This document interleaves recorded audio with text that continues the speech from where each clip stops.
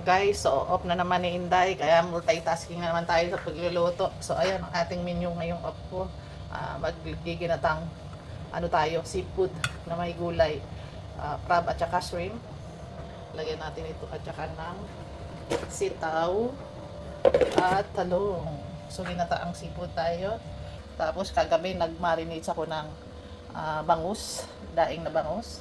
Diba? Ang sarap na kombinasyon. Tapos bumili na rin ako ng ito, Sultan Ibrahim. Teka, ano ba ito? Sultan Ibrahim. Hindi pala niyo kilala Sultan Ibrahim. Ito, bisugo. So ang masarap sa bisugo ay yan. Ating lalagyan ng paksiw na bisugo, pampalaya at saka talong. Tira-tira may gulay pa rin. So ayan ang ating menu to for today. Seafood na ginatan, daing na bangus at paksiw na bisugo. May pripa. May almusal pa kaming suman. Suman galing pang Marinduque talaga yan. Natira pa yan. Ilang buwan na yan kaya. Hindi naman masisira pag naka-freezer. Diba? Almusal namin yan. So, ganyan pag off. Yan na nga guys. Busy yung aking ngayon kalan. Halos mapuno na yung 4 na burner ko. Ayan. Yung aking daing na bangus. Diba? Malapit nang maluto. Ito naman yung ating paksiyo na tinamplahan ko siya sa suka, paminta, tapos nilayan ko ng bawang sibuyas at saka luya na marami, na may sili at paminta. Pagka kumulo na ng konti, saka natin ilalagay yung gulay. Tapos pag-aahunin na, lalagyan natin ng olive oil. So ito naman yung ating, napakaganda ng ating crab. So ganito ako pag giginata ng crab. Sinasangkot siya ko muna yung crab para hindi siya tapos saka ko siya gagataan. Tatanggalin ko yung crab, tapos yung mga taba niya, yun ang gagamit, lalagyan ko ng gata at saka yung mga samya niya. So pag bibili kayo ng crab, kailangan talaga yung babae, yung kataba.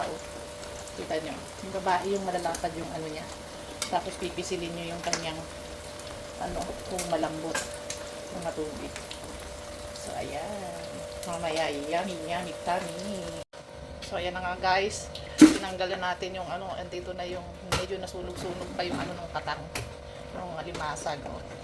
Tapos lagyan ko ng gata, fiber pa. Ilalagay na natin itong sibuyas, luya, bawang at marami pa akong dried kalamyas.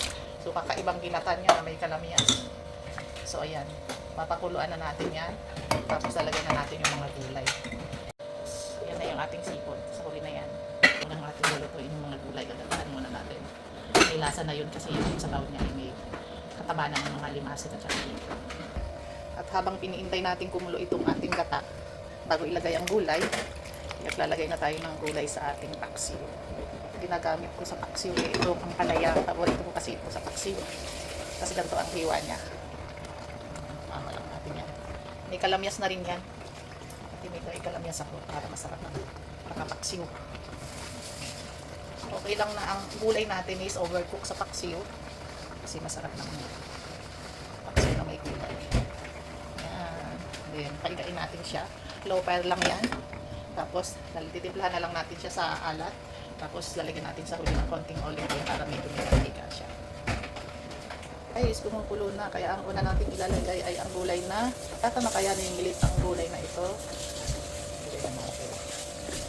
Yung matigas na ang palaya. Parang masarap itong lagyan pa rin ng dilis. Lagyan din natin ng dilis guys. Dilis pa ako. Patakam din natin ng konting bagoong isda.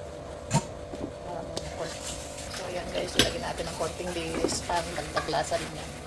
Palambutin lang natin yung gulay. Ito na nga guys, luto na yung ating seafood na ginataan. Yummy. Yummy. Ang bango. Diba?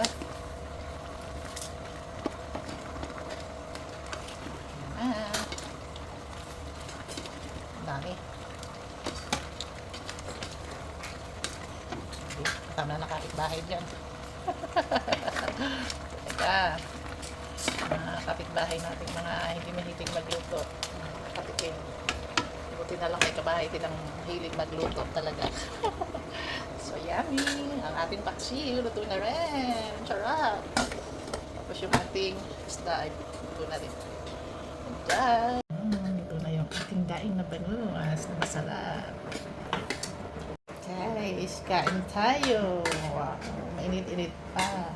So, pag ganyan, kamayan blues tayo.